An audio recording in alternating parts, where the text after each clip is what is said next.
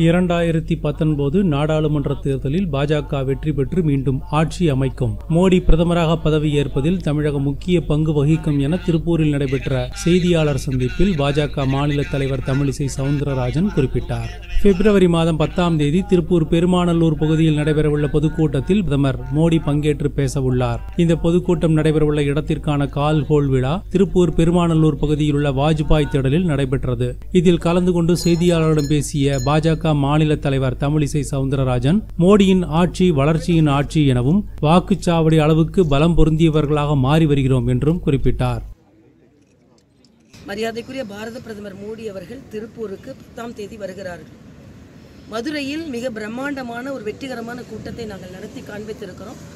அதில் எய்ம்ஸ் மட்டும் இல்லை, 3 மருத்துவக் கல்லூரிகளுக்கு ஸ்பெஷாலிட்டி பிளாக் என்ற உயர் கல்விக்கான கட்டடங்களையும் திறந்து, அதே மாதிரி பாஸ்போர்ட் அலுவலகத்தையும் திறந்து வைத்திருக்கிறார்கள்.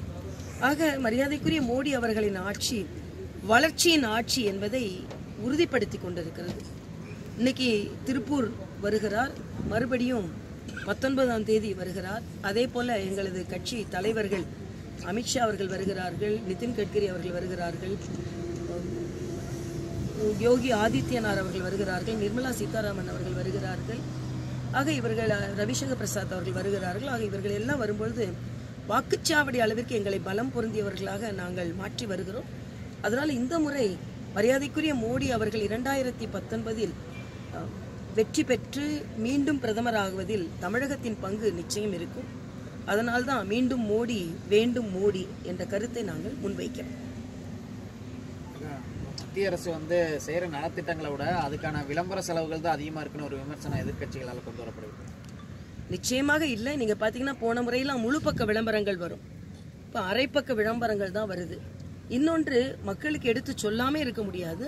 ஆனா அதே நேரத்தில் மரியாதைக்குரிய மோடி அவர்கள் தனக்கு வர பரிசு பொருட்களை கூட அவர் அதை ஏலத்தில் விட்டு அதை பெண் குழந்தைகளின் படிப்புக்கு தான் அவர் செலவு செய்கிறார். ஆக அத்தியாவசியமான செலவுகள் தான் பாரதிய ஜனதா கட்சியின் ஆட்சியில் இருக்குமே தவிர அனாவசிய செலவுகள் கிடையாது. இன்னும் சொல்ல போனா நிறைய விஷயத்துல மிச்சப்படுத்தப்பட்டு இருக்கிறது. மக்களின் வரிப்பணம் மிச்சப்படுத்தப்பட்டிருக்கிறது. ஏன்னா தமிழ்நாட்டில் மட்டுமே 10 லட்சம் போலி ரேஷன் கார்டுகள் கண்டுபிடிக்கப்பட்டிருக்கிறது. இது சாமானிய மக்களுக்கு கொடுக்க வேண்டிய பொருள் கொடுக்கப்படாமல் வீணடிக்கப்பட்டு கொண்டிருந்தது. அதே மாதிரி டிரைவிங் லைசன்ஸ், பல லட்சம் டிரைவிங் லைசன்ஸ் போலியானது என்று கண்டுபிடிக்கப்பட்டிருக்கிறது. அது மட்டும் இல்ல, ரயில்வே பட்ஜெட்டை மெயின் பட்ஜெட்டோடு இணைச்சதுனால 10,000 கோடி ரூபாய் மிச்சப்படுத்தி இருக்கிறோம்.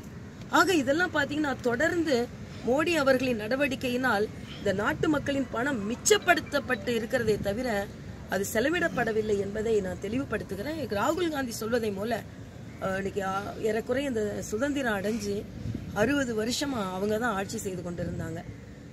1971 வறுமையே வெளியேறு என்று இந்திரா காந்தி அவர்கள் ஒரு பெரிய கோஷத்தை வைத்துதான் தேர்தலை சந்தித்தார்கள். 71 எங்க இருக்கு, 2018 எங்க இருக்கு? ஆக இவர்கள் அன்னைக்கு வறுமையை ஒழித்திருந்தார்கள் என்றால் இவர்கள் இன்னைக்கு வறுமையாளர்களுக்கெல்லாம் நான் வங்கி கணக்கு போடுறேன்னு சொல்றாங்க. இப்போ வறுமையில் மக்களை வைத்திருந்ததுதான் இவர்களின் சாதனை. அதனால இன்னைக்கு வங்கி கணக்குல போடுவேன்னு ராகுல் சொல்றார். என்ன தைரியத்துல சொல்றார்? மரியாதைக்குரிய மோடி அவர்கள் பல கோடி ஜன்தன் திட்டம் என்று சாமானியர்களுக்கும் வங்கி கணக்கை தொடங்கியதனால அதுல போடுறேன்னு சொல்றார். ஆக 4.5 ஆண்டுகளில் மோடி அவர்களின் சாதனை ஒரு அளவிட முடியாத ஒன்று. இன்னைக்கு ராகுல் ஏமாற்றிக் கொள்ளலாம். ஏன்னா இன்னைக்கு அந்த சாமானியர்களுக்கு வங்கியில நாங்க அடிப்படை பணத்தை போடுவோம்னு சொல்றத மக்கள் நம்ப மாட்டார்கள். ஏனென்றால் நீங்க விவசாய கடனை தள்ளுபடி செய்யறேன்னு சொல்லிட்டு மத்திய பிரதேசத்துல நீங்க பாத்தீங்கன்னா 2 லட்சம் தள்ளுபடி ஆக வேண்டியவருக்கு 13 ரூபாய் தான் தள்ளுபடி ஆயிருக்கு. அதே மாதிரி கர்நாடகால எல்லா விவசாய கடனையும் தள்ளுபடி செய்வேன்னு சொல்லிட்டு வெறும் 75,000 கோடி ரூபாய்க்கு தான் அவங்க தள்ளுபடி செஞ்சு அது 800 பேருக்கு மட்டும்தான் பலன் கொடுத்திருக்கிறது. ஆக இதையெல்லாம் நீங்க பார்க்கும் பொழுது அவர்கள் சொல்வது ஒன்று, செய்வது ஒன்று. மாயாவதி சொல்லியிருக்காங்க பாத்தீங்களா, நீங்க சாமானியர்களுக்கு ஏழைகளை பார்த்து நான் அவங்களுக்கு வங்கி கணக்குல போடுவேன் அப்படின்னு சொன்னா நீங்க ஆட்சி செய்கின்ற மாநிலத்துல முதல்ல போட்டு காண்பீங்க அப்படின்னு. ஆக பொய் வாக்குறுதிகளை கொடுத்து வெற்றி பெறலாம் என்று காங்கிரஸ் நினைக்கிறது. அதை தவிடுபடியாக்கும் அளவிற்கு நல்ல திட்டங்கள் இந்த பட்ஜெட்ல வரும். சாமானியர்களுக்கான பல நல்ல திட்டங்கள் 1ஆம் தேதி தாக்கல் செய்யப்படுகின்ற பட்ஜெட்ல இருக்கும். இதுலயும் பிரச்சனை பண்றாங்க. இது இடைக்கால பட்ஜெட் தான், நீங்க முழு பட்ஜெட்டை தாக்கல் செய்யக்கூடாதுன்னு இதை காங்கிரஸ் செய்து கொண்டிருந்தார்கள். ஆக எல்லாவற்றிலும் அவர்கள் குறுக்கிடுகிறார்கள். ராகுல் வந்தாலும் சரி, பிரியங்கா வந்தாலும் சரி, யார் வந்தாலும் மோடி என்ற மாமனிதரை எதிர்கொள்ள முடியாது. தமிழகத்திலேயே அவருக்கு பிரம்மாண்டமான ஒரு ஆதரவு நிலை பெருகி கொண்டிருக்கும் பொழுது வட இந்தியாவில் இன்னும் அதிகமாக ஆதரவு நிலை பெருகும் என்பதான் எனது கருத்து. இப்போ ஸ்டாலின் தொடர்ந்து பாஜக எதிர்த்து இது பண்ணிட்டு இருக்காரு, ஊராட்சி சபையில் உள்ளிட்ட எல்லா இடத்துலையும். உங்களுடைய நிலை? ஸ்டாலின் நிலை தடுமாறி பேசுகிறார்ன்றது எனது கருத்து. ஏன்னா நேற்று ஜெயலலிதா அவர்களின் முன்னாள் முதலமைச்சர் ஜெயலலிதா அவர்களின் அந்த அதிகாரியின் அந்த ஆலோசனையில இவரை மரியாதைக்குரிய மோடி அவர்களை விசாரிக்கணும் அப்படின்னு சொல்றார். ஆணையத்துல, ஆறுமுகசாமி ஆணையத்துல மோடி அவர்களை விசாரிக்க வேண்டும் என்று சொல்கிறார். அதாவது எதை பேசுகிறோம், என்ன பேசுகிறோம் என்று கூட தெரியாமல் ஸ்டாலின் இன்று ஒரு பதற்றத்தில் இருக்கிறார். ஸ்டாலின்ட்ட நாம கேட்கிற கேள்விதான் ராகுல்கிட்ட கேட்கிற அதே கேள்விதான். பல ஆண்டுகள் 5 முறை தமிழகத்தை ஆண்டீங்க, இன்னைக்கு கிராம சபை கூட்டம் என்று போய்கொண்டிருக்கிறீர்கள். இந்த கிராம சபையில கூவத்தை மணக்க வைப்போம்னு சொன்னாங்க, அது மணக்க வைக்கல. சென்னையை சிங்கப்பூர் ஆக்குவோம்னு சொன்னாங்க, இன்னைக்கும் சின்ன எப்படி சிங்கப்பூரா இருக்குன்னு எல்லாருக்குமே தெரியும். ஆனா அவரு சொல்றாரு, இன்னைக்கு முரசொலியில ஒரு தலையங்கம் எழுதி இருக்கிறார்கள். என்ன என்றால், இன்னும் நிதியே ஒதுக்கலை எய்ம்ஸுக்குன்னு. இது என்ன இவ்வளவு தவறான கருத்துக்களை பரவ விடுவதை மக்கள் ஒப்புக்கொள்ள மாட்டார்கள்.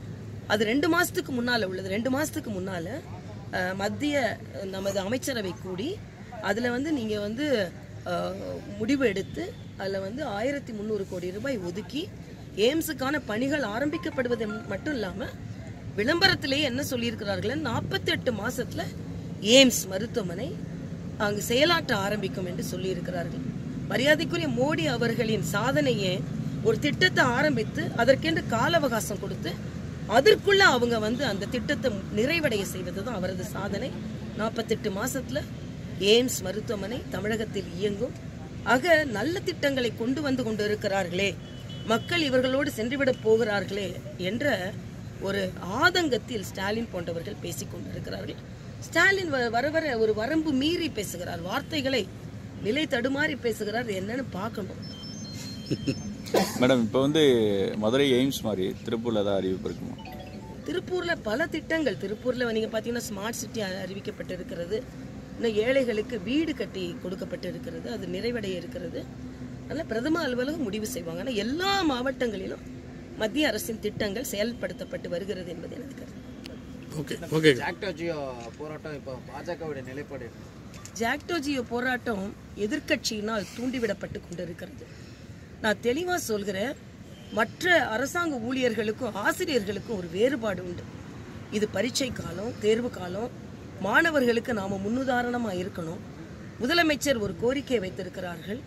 ஆக ஆசிரியர்கள் அந்த கோரிக்கையை ஏற்று பணிக்கு திரும்புவதுதான் நல்லதா இருக்கும். ஆனா அதே நேரத்தில் காவல்துறை அதிகாரிகள் சில ஆசிரியர்களை அந்த போராட்டத்திலிருந்து அப்புறப்படுத்தும் பொழுது மனதிற்கு மிகுந்த வேதனையாக இருக்கிறது. அதனால் எதிர்க்கட்சிகள் தூண்டி இன்னைக்கு இன்னும் அரசாங்கம் ஒரு மிகப்பெரிய அறிக்கை கொடுத்திருக்கிறார்கள். வேலை இல்லாமல் எவ்வளவு பேர் இருக்கிறாங்க, இதில் ஆசிரியர்கள் எந்த அளவிற்கு மதிக்கப்படுகிறார்கள் என்பது. ஆக ஒரு மாற்று சக்தி ஒரு எதிர்க்கட்சிகளினால் தூண்டப்பட்டு விடக்கூடாது என்ற ஆதங்கம் எனக்கு இருக்கிறது. ஆசிரியர்கள் மாணவர்களின் படிப்பின் மீது அக்கறை கொண்டவர்கள், அதனால் அவர்கள் அத்தனை பேரும் இன்று பணிக்கு திரும்புவார்கள் என்ற நம்பிக்கையும் எனக்கு இருக்கிறது. தமிழகத்தில் தொடர் போராட்டமா இருக்கு பாஜக நிலைப்பாடு. அதாவது தமிழகத்துல போராட்டங்கள் அதிகமாக மக்களுக்கான நலத்திட்டங்கள் தான் குறையும். அதனால போராடுபவர்கள் மக்களின் நலனை கருத வேண்டும், தமிழகத்தின் வளர்ச்சியை கருத வேண்டும் என்பது என்னுடைய கருத்து. நன்றி.